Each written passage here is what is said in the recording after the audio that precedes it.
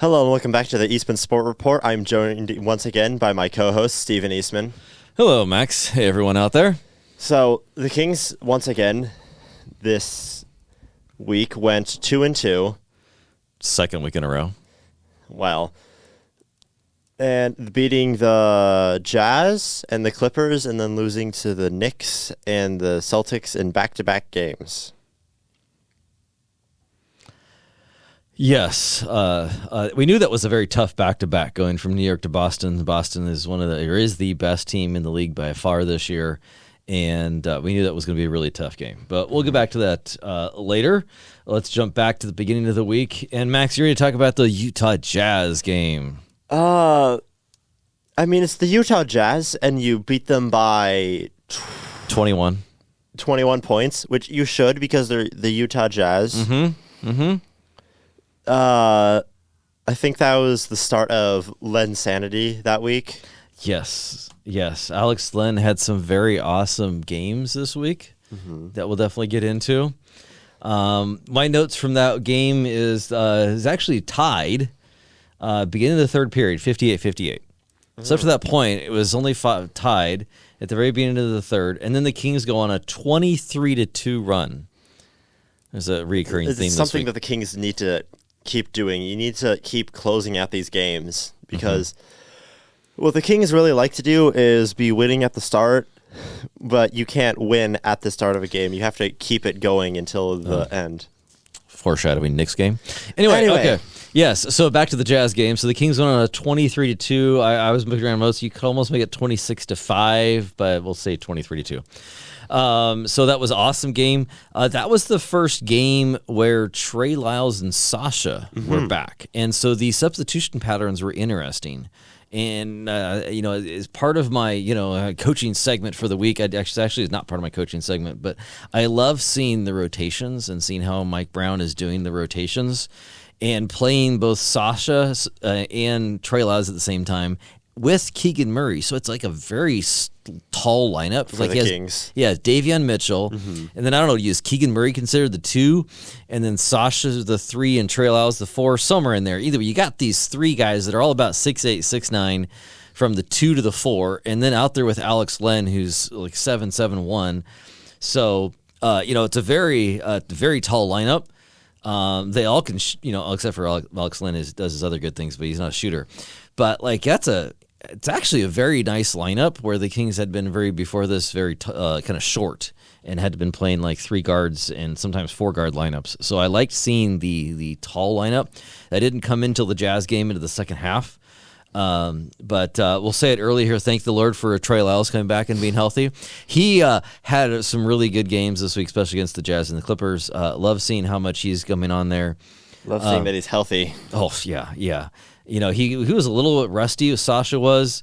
But Sasha was, I think he came back better because he was out almost like 2 months, it feels like, and with a very, very bad sprained ankle. But right then he had 2 steals in the third, kind of back-to-back steals. So part of that run where Sasha was actually playing defense.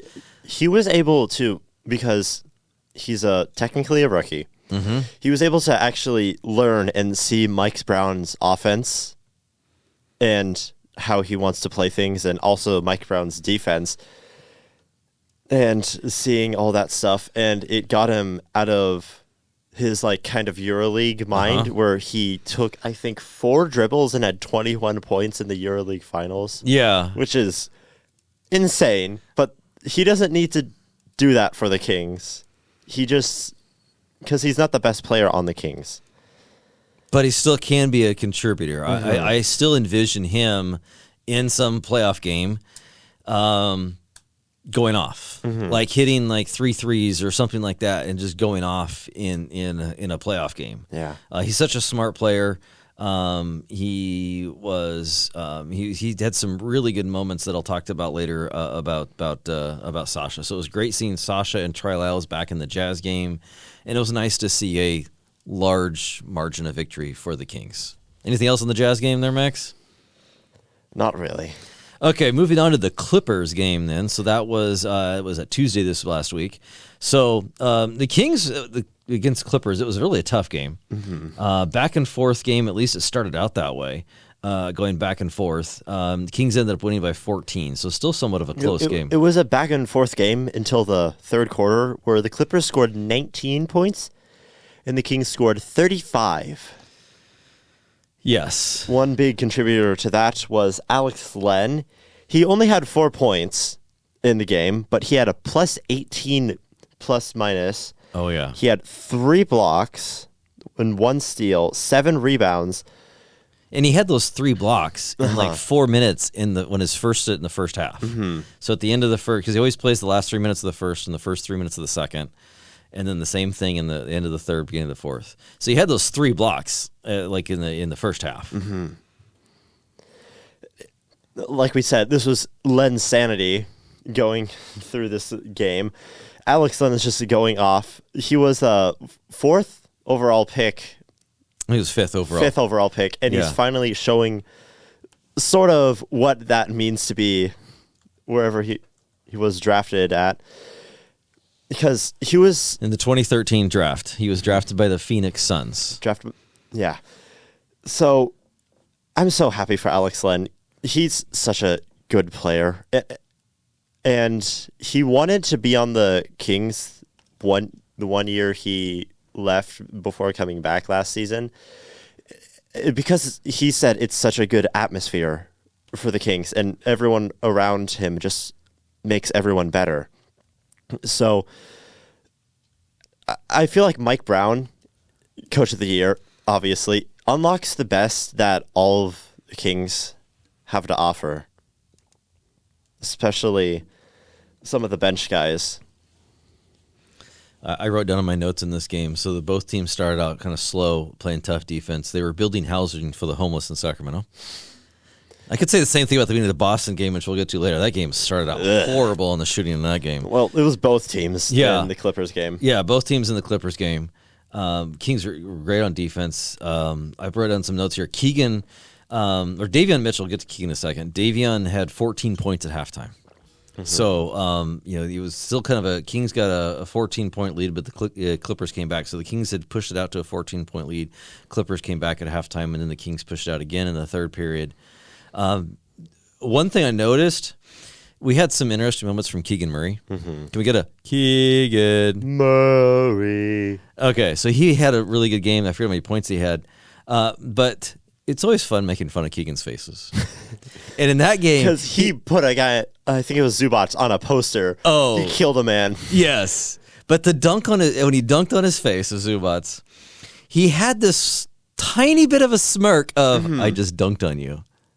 And then it was like this tiniest thing, but then it was like I think it was about a minute or two before then in the game. Yeah. He was like the ref did a foul, and he kind of had this, like for Keegan Murray, that was a big expression of what the heck was that foul, ref? Like, what?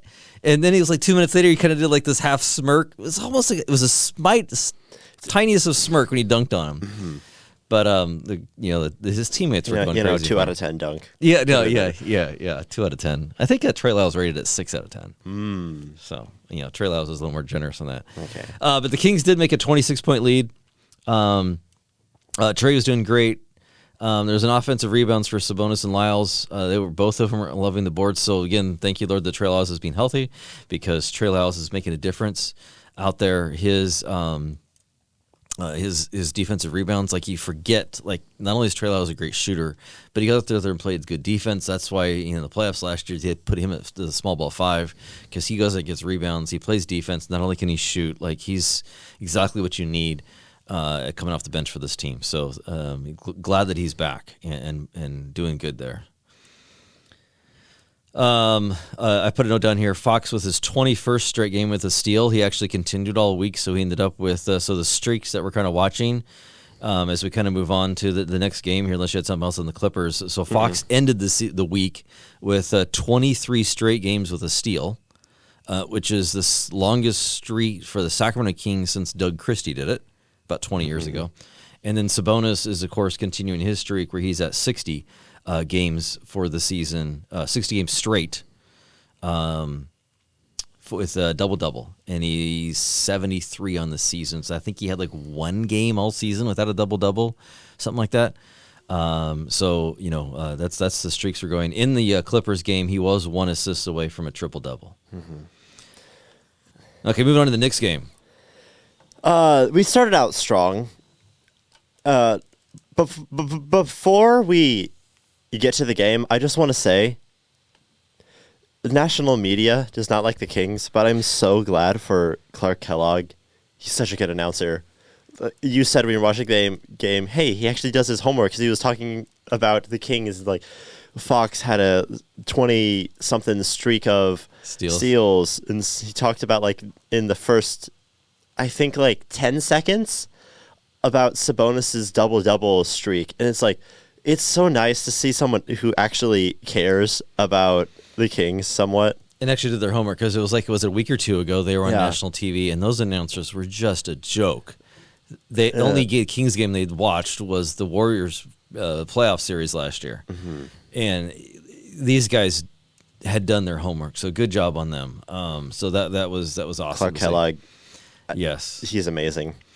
That was one of the nicer Kings games on national TV, and it started out awesome because the Kings got on fire and got a 21-point lead. In the nation's capital at the world famous Madison Square Garden, we got a 21-point lead at the beginning of the second quarter. Heck yeah, man! And then we didn't, but yeah. Well, and the funny thing is New York didn't put on like this big huge run. They just kind of kept inching away and coming back, like slowly kind of inching away to a 20-point lead. Where I think they cut it down to was it around 10? I think at halftime, and then they just kind of brought it down to, I think they just taken they just kind of slowly, but the thing is, they just kept going. And in my opinion of the Knicks game, that was where we totally missed Malik Monk. Mm-hmm. Malik Monk loves big stages. You're in the world famous Madison Square Garden. Malik Monk would have thrived, in my opinion. He would have thrived in that environment. We were really missing Malik Monk in that game to really bring us some scoring punches. I think that was the game. Let me see if I can pull up the stats here. Fox had 29 points. No, I was thinking Harrison Barnes. Oh, yeah, Barnes had a goose egg. Yeah. He had 1 rebound. He did have 1 steal. Okay. 3 turnovers. For those of you watching at home, I hit my head on the microphone, or at least I tried to. It was a couple weeks ago we talked about how I think Keon Ellis was able to unlock Harrison Barnes. Yeah. Not that game. Apparently. And not really much this week either. I mean, I think Harrison Barnes might have had some good games the early week, but he has not had a good road trip so far. Without Malik Monk and Kevin Huerter, we need Harrison Barnes scoring. Something that I saw on King's Twitter is that Harrison Barnes has like a 20-game stretch of doing like basically nothing, and then he has like 4 games in a row where he scores like 12 points, and he just goes, well,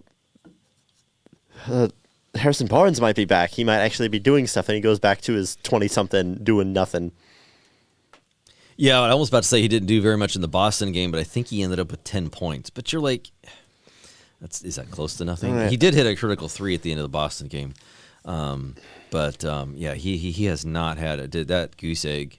You're like, come on, Harrison Barnes. I do give him, he only played 15 minutes in the New York game, but still, you probably played 15 minutes only because you weren't doing anything.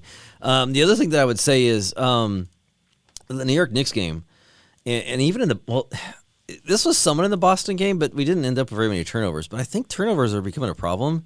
Yeah, and especially in the Boston game the New York Knicks game is we got the big lead, and then I don't know if it's in the scouting report or what, but other teams are swiping at the ball when Sabonis has it, and he's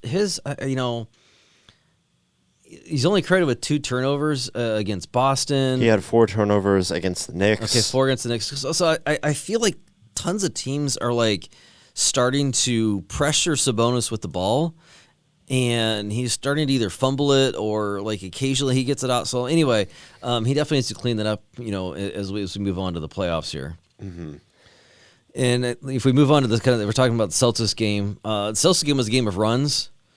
Yeah. It started out bad. That was another. I think the Kings started out 1 for something, and then the they scored. They actually had a small lead at the beginning of the game, about 8-3, because Boston had like one bucket and one free throw for like the first half of the first quarter, and the Kings were not doing very good either. Then Boston went on a run and then ended up with a 12-point lead at the end of the first period.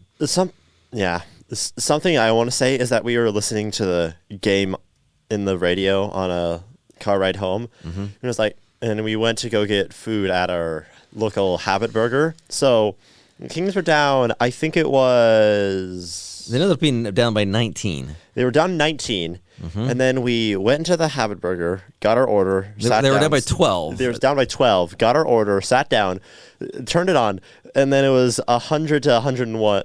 It went, huh? Yeah. So we had to go back and rewatch that game, and that was amazing. That's why I put down here it was a game of runs, because it started out bad for both teams. Kings started with a little tiny run. Then Boston came back with a huge run, and they had to take a big lead in the second. But the Kings came all the way back and make it a 4-point deficit at halftime. It stayed close for the beginning of the third, but midway through the third, through the fourth, Boston pushed it out to this 98 to 79 19-point lead. And then that's when Fox took over. 40-point game for Fox. Yeah, he came over took over in the last 2 minutes. Now Colby Jones got a bucket, Harrison Barnes got a bucket, but it was all because of Fox finding those players and dishing out. And we even took the lead. We took the lead at 100 to 99. So it was a 21 to 1 run, which is awesome. And we should have won that game. Two things I want to say about the ending of the game. So the last Celtics possession, it gets passed around. I forget exactly who shoots it, but then Keegan Murray jumps up, gets the rebound, but he doesn't. The ball is halfway in his. It's kind of in his hands. No, it's in his hands. Yeah. He has it all over his hands, but he doesn't hold on to it. He kind of turns around. And it just lets it fall out of his hands, and then hold on, I forget who it is. Well, Tillman made the shot. Tillman made the shot. Tillman made the shot. Yeah, made it 101 to 100, and then some stuff that. Okay, do we want to talk about the 2-minute report, or? Yeah, let's totally do it. So came out earlier today. So breaking news here on the Eastman Sport Report. So let's say what happened in the last possession of the game. So 7 seconds on the clock. Kings inbound it. Fox shoots it, misses it.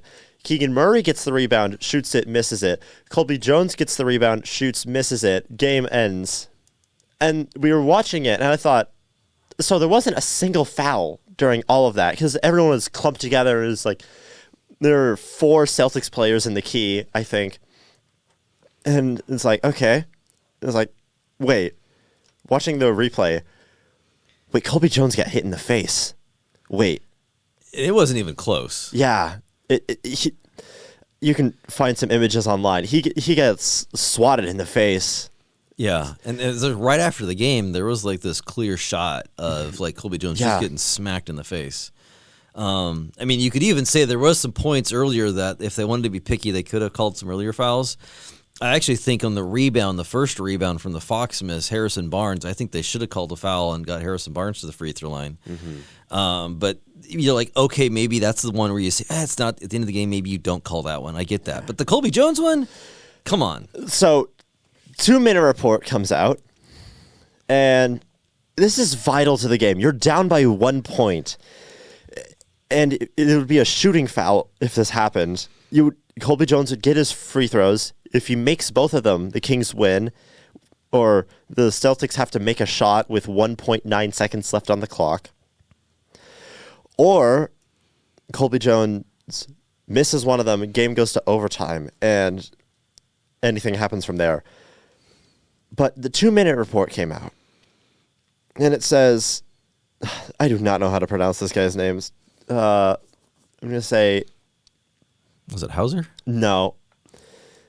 I'm going to say Siv or something, because that's his first name, follows through and initiates illegal contact with Jones's face after he tips the ball. So he does tip the ball. I'll give him that. He does sort of block it, but he also smacks him in the face. I'm thinking, and I told you this before, and when it was happening, should the Kings protest? And I mean, I think you looked it up. There hasn't been a successful protest in over 40 years. 57 years. 57 years. I thought it was over 40. But I mean, I totally would. I mean, you're like, that's the end of the game. It's less than a second to go probably when that foul happens, or you could probably time it. I think it's like 1 second left, 1.1. 1.9. 1.9. But you're like, still, like that's totally like, that's a game-changing foul. Yeah, that is. Even if they protested, I don't think they're going to go back and do it. But I would love to see them protest it and we get the official. We're sorry. Because that's what the 2-minute report is. Yeah. They already said that it should have happened. I know. Yeah, so you could use that as a protest. So it's frustrating. It's frustrating that and if you look at like the beginning of the week or a couple weeks ago, the Kings were like in the 6th spot, and because of that loss, and then the Lakers have already played today. We're, as of recording this on Saturday, the Kings have fallen within the 9th in the West. So you're like, every single game is important. Like Lakers are on a 9-1 run in the last 10 games. Now New Orleans is helping out the Kings, but the Kings are 5-5 in their last 10, which sounds about right because they've had a couple weeks of 2-2 and back and forth. But Dallas is on a 9-1 run. Phoenix is going 7-3 in their last 10, and then you got Pelicans are falling down. The Kings are falling down. The Kings are only 2 games ahead of the Warriors. I mean, they could definitely fall down to the 10th if they don't start winning some games. I mean, they have guaranteed themselves that they are at least in the play-in tournament, but Come on, Kings. Let's do a little better than that. So that's a little frustrating. But as a Kings fan, playing the Warriors is never fun. Because you do not want to have. I don't get what about the Warriors the Kings can't do. Probably because we're 1 seed away from each other, or we're right next to each other seeding wise. So I guess it makes sense.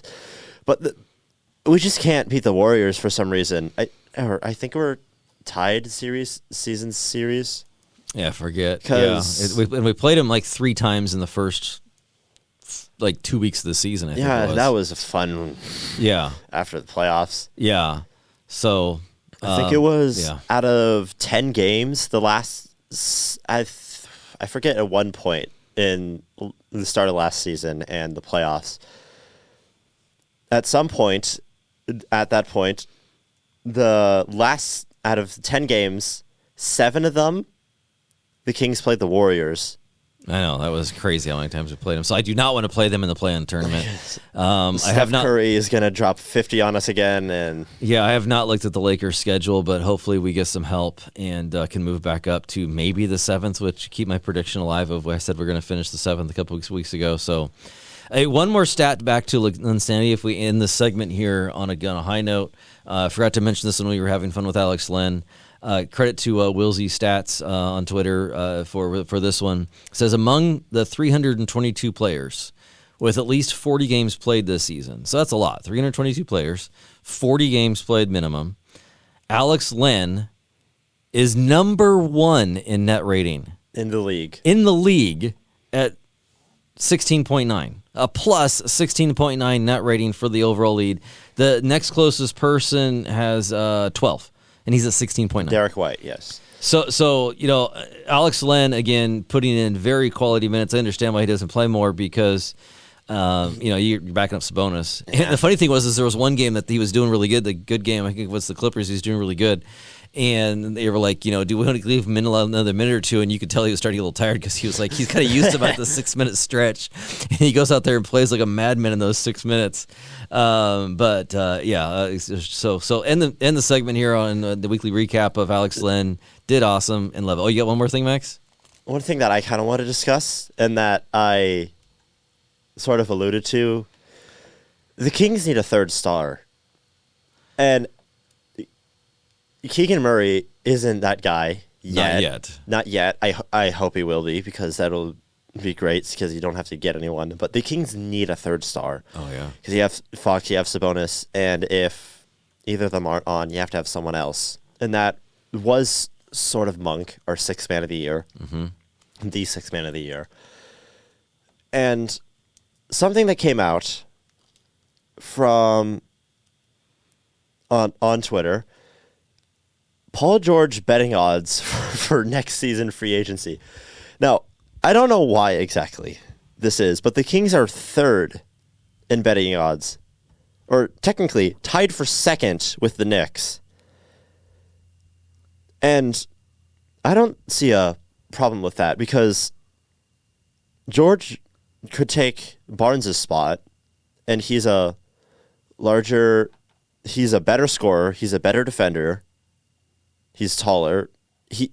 He's a better player. Just he's a better player. Mm-hmm. So, in my mind, would you do a sign and trade with the Clippers for Paul George with Harrison Barnes and let's also say Kevin Huerter? Let's trade those two. And maybe like a draft pick as well, because Paul George is a really good player. So why would the Celtics Clippers want to trade him? Yeah. We'll have to talk about that in the offseason. That's kind of an interesting trade. He technically has a player option for next season, so who knows if he's going to stay. It is a player option for $48 million. So unless he expects to get more than that, he probably would keep it. But the Kings do not have money to pay him $48 million unless they do make some trades. So that might be far fetched, but we can always dream as Kings fans. That's what we've been doing for 17 years. Okay, and we'll be right back on the Eastman Sport Report.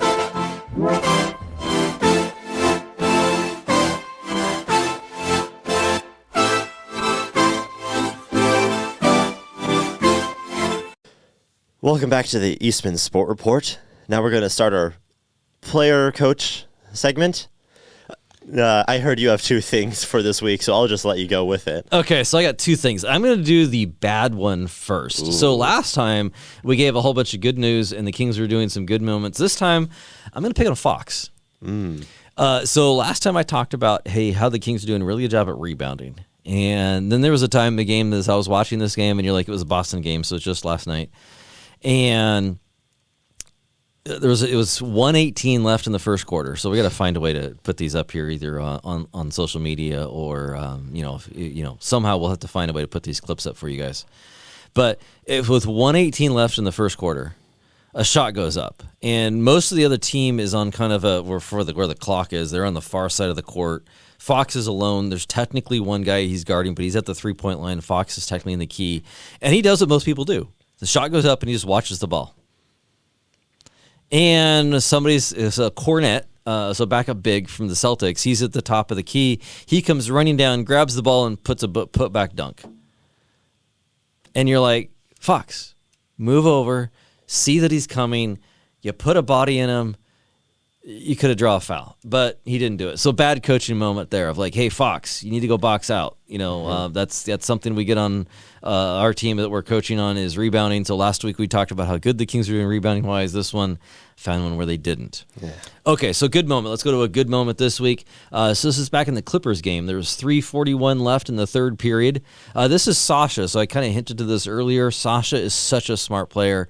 If you want to know how to work off-ball, Sasha is getting really good at, or he's not getting, he is really good at this, doing off-ball stuff. And I'd love to see more from Sasha doing this.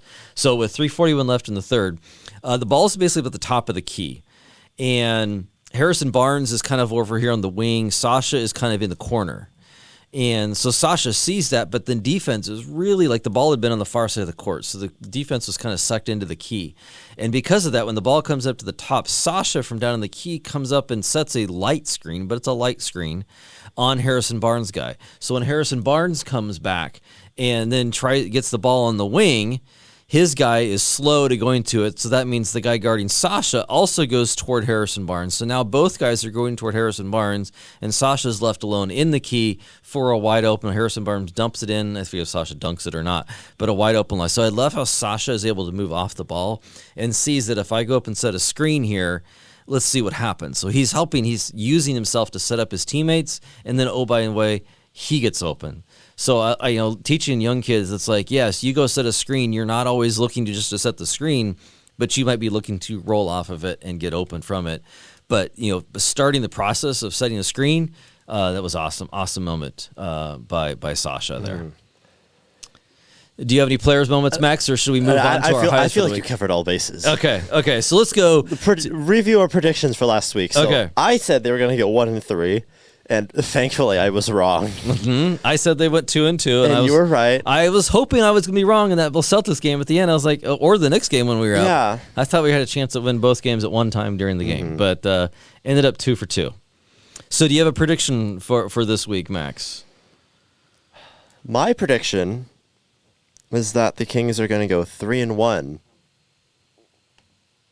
I also think that Alex Len is going to have a big game, specifically against the Oklahoma City Thunder again. Ooh, that's a specific one. I don't know exactly what he's going to do, but I'm going to say at least 3 blocks for Alex Len. Okay, that's my prediction. Okay. You're going to go with so 3 blocks for Yeah. Alex Len against the Thunder, and then a 3-1 record this week. Okay, so we technically have 5 games left, but we will have 4 games this week, and then they play their final game against the Trailblazers on the 14th. It's on a Sunday, so we'll probably record next Saturday on the 13th again. So we'll have another 4-game week. I love your prediction on that. I hope you're true. I'm going to go, I want to say that they're going to go 4-0 or they're going to end the season 5-0, but then I'm like being realistic. No, they're not. What's my prediction for the week? I think Fox is going to have another 40-point game. He had a 40-point game against Boston, seen where he's at. He realizes to get the team where he wants them to go, I think he's going to have a big week. You know what? Hold on, because there's only 5 games left. Why don't we look at them? So the Nets game, are the Kings going to win that? I think so. Yeah. Okay. The Thunder game, are the Kings going to win that? The Kings are apparently the Thunder's bane of existence, at least at the start of the season. But the Thunder are one of the best teams in the West. Yeah. They're 1 game behind Minnesota and Denver for number 1. They're the 3rd seed. They've won 52 to the Kings 44. So, but the Kings play pretty good against the Thunder. And I think they're going to win that game. And then the Pelicans game, the Pelicans are slipping. So I think the Kings can win that, even though we do not play good against the Pelicans. I don't think we've won a game against them yet this season. No, we haven't. In every game we've kind of been blown out then, except for one.